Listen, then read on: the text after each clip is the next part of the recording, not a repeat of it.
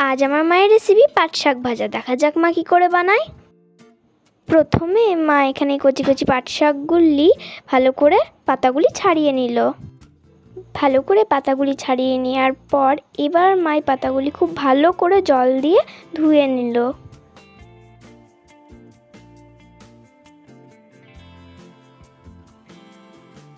পালং শাকগুলি ভালো করে ধুয়ে নেওয়ার পর এবার মা গ্যাস চালিয়ে গ্যাসের উপর কড়াইটি বসিয়ে দিল। তারপরে মা ওর মধ্যে দিল সর্ষের তেল এবং সর্ষের তেলটি গরম হয়ে যাওয়ার পর ওর মধ্যে মা দিল 3টি শুকনো লঙ্কা, তারপরে দিল থেতো করে রাখা রসুন।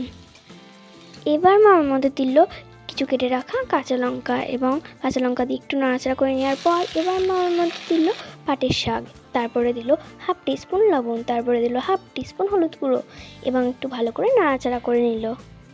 এই পাটের শাকটি ঠিক এরকমভাবে ভাজা ভাজা হয়ে গেলেই আমাদের রেসিপিটি তৈরি।